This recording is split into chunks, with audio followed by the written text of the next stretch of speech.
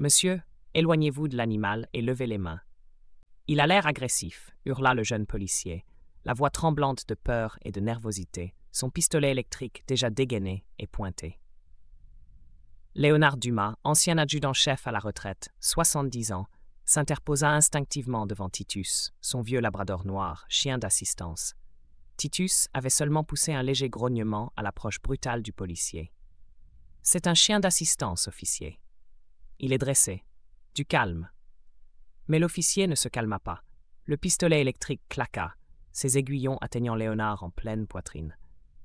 Il s'effondra, gémissant, son premier réflexe toujours tourné vers Titus.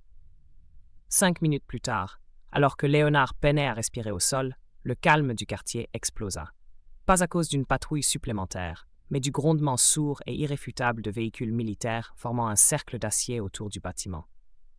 Ceux qui considèrent les animaux d'assistance comme des sauveurs et non comme des menaces comprendraient ce qui allait suivre. Léonard Dumas, ancien adjudant-chef de l'armée de terre française, médaillé pour ses services du Liban au Mali, avait toujours marché avec la dignité d'un homme endurci, même si son dos se faisait raide et ses articulations douloureuses. Titus, son fidèle compagnon, n'était pas un simple animal. Il était un soutien, un prolongement du corps et du cœur de Léonard. Capable d'ouvrir des portes, de ramasser des objets, mais surtout de calmer les tremblements post-traumatiques, Titus était connu dans tout le quartier. Ils marchaient ensemble, lentement mais fièrement, dans les rues calmes de leur commune de Saint-Laurent-en-Brie. Ce jour-là, ils se rendaient à leur rendez-vous chez le kiné, dans un petit immeuble commercial. Léonard portait un pantalon de toile beige, un polo bleu et une casquette ornée d'un insigne effacé de l'armée. Titus portait son harnais marqué « Animal d'assistance ». Juste avant d'entrer, un jeune policier, officier Clément Dubois, sortait de l'immeuble, appelé pour un incident mineur sans rapport. Récemment sorti de l'école de police, il était nerveux, trop prompt à percevoir un danger. Il avait aussi, chose que Léonard ignorait, une peur irrationnelle des gros chiens, cicatrice d'une mésaventure d'enfance. Quand Léonard et Titus approchèrent, Titus poussa un petit aboiement, calme mais présent. Dubois recula brusquement, la main sur son arme. « Contrôlez votre chien !» cria-t-il. Léonard posa doucement sa main sur la tête de Titus. « Tout va bien, mon grand. » Puis il se tourna vers l'officier. « Il est dressé, officier. Il a simplement réagi à votre présence. Ce n'est pas une menace. » Mais Dubois ne l'écoutait pas. Les yeux fixés sur Titus, il s'écria. « Il a l'air agressif. Monsieur, éloignez-vous de l'animal et levez les mains. Officier, s'il vous plaît. C'est un chien enregistré auprès du ministère des Armées. Je vais vous montrer sa carte. » Léonard glissa lentement la main dans sa poche pour en sortir la carte d'identification. Mais Dubois paniqua. Il vit un mouvement, pas une carte. Il cria quelque chose à la radio et appuya sur la gâchette. Les électrodes du pistolet électrique frappèrent Léonard. Son corps se raidit. Il tomba comme une pierre sur le trottoir.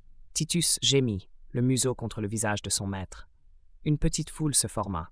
Quelqu'un sortit son téléphone. Dubois restait figé, le bras tendu, sa main tremblant. Titus se redressa, protecteur, mais paisible. Léonard, les muscles tordus par la douleur, chercha son téléphone. Il le déverrouilla, passa outre les contacts classiques et appela un numéro précis. Lys Noire. Un réseau discret d'anciens militaires français qui se portaient secours en cas de crise. La voix à l'autre bout répondit sans préambule. Position et situation, adjudant Dumas.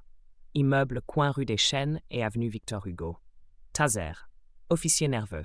Titus va bien. J'ai pris le choc. Reçu. Tenez bon. Arrivons dans 5 minutes. On arrive en force. Puis le silence. Léonard referma les yeux. Il entendit au loin une sirène classique. Puis un autre bruit. Grave. Métallique. À vous faire vibrer le sternum. Des moteurs militaires. Il les reconnut aussitôt. Ce n'était pas un véhicule. C'était un convoi. Dubois leva les yeux, le visage blême. De chaque côté de la rue, 6 véhicules blindés surgissaient, peints en vert camouflage, ornés de drapeaux tricolores. Des soldats en uniforme complet en descendirent, disciplinés, calmes, impressionnants. Le véhicule de police fraîchement arrivé freina sec. Les agents restèrent bouche bée devant la scène. Le véhicule de tête s'ouvrit. Un colonel en sortit, d'une prestance glaçante, flanqué d'un commandant et d'un adjudant-chef. Il s'approcha lentement de Dubois. « Officier, je suis le colonel Moreau. J'ai été informé que vous avez utilisé une arme électrique contre l'adjudant-chef Dumas, vétéran décoré, en présence de son chien d'assistance clairement identifié. » Dubois balbutia. « Il a bougé. Et le chien? Il m'a paru menaçant. » Il sortait une carte d'identité. Vous n'avez ni attendu, ni désamorcé la situation. Ce chien est connu de nos services. Titus a accompagné des dizaines de soldats en réhabilitation. Vous venez de commettre une faute grave. Il s'agenouilla auprès de Léonard. « Dumas, vous tenez le coup ?» demanda-t-il, sa voix grave adoucie par l'inquiétude. Le vieil homme, allongé sur le bitume froid, esquissa un sourire à peine visible malgré la douleur. « Colonel Moreau, toujours ponctuel, » murmura-t-il, le souffle court mais teinté d'humour. Le colonel inclina légèrement la tête, les yeux fixés sur les plaies de son ancien camarade. « Vous me connaissez. La circulation est un enfer. » Il essayait de détendre l'atmosphère, mais son regard ne quittait pas les mains ensanglantées du personnel médical qui s'affairait. Les médecins militaires, arrivés dans un véhicule blindé sanitaire, prenaient déjà en charge Léonard avec une efficacité redoutable. Une perfusion était en place. Un moniteur cardiaque émettait des bips réguliers. À côté de lui, Titus, son vieux chien d'assistance, restait couché, haletant mais fidèle, refusant de bouger d'un millimètre. Des éclaboussures de sang maculaient son pelage noir. Le colonel se redressa, pivota vers Dubois, toujours figé. Sa voix changea de registre. Froid. Autoritaire. « En attendant l'arrivée de votre commissaire, je vous conseille de poser votre arme au sol. Maintenant. » L'ordre tomba comme un coup près. Dubois cligna des yeux, comme s'il sortait d'un rêve fiévreux. Lentement, presque mécaniquement, il abaissa son arme et la déposa au sol, les mains tremblantes. Son teint vira au gris. Il semblait à la fois désorienté, furieux et vidé. Quelques minutes plus tard, une berline banalisée s'arrêta en crissant. Le commissaire en sortit, escorté par 2 officiers de la prévôté. Il avança d'un pas vif, les mâchoires serrées, et s'approcha du colonel.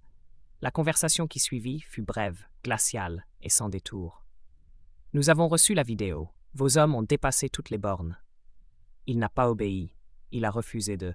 Il est aveugle, Dubois, et vous lui avez tiré dessus. Le colonel, bras croisés, laissa le silence s'installer une seconde. Puis il fit un signe de tête. Sur le champ, Dubois fut relevé de ses fonctions. Son arme et son badge lui furent retirés. Pas dans un bureau feutré, mais là devant témoins, sur l'asphalte encore taché de sang. Il n'y eut pas de discussion, pas de défense.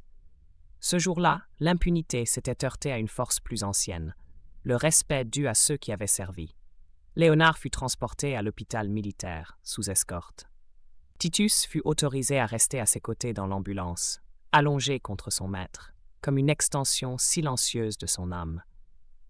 Malgré les douleurs, Léonard garda la main posée sur la fourrure du chien, murmurant parfois des mots qu'on n'entendait pas.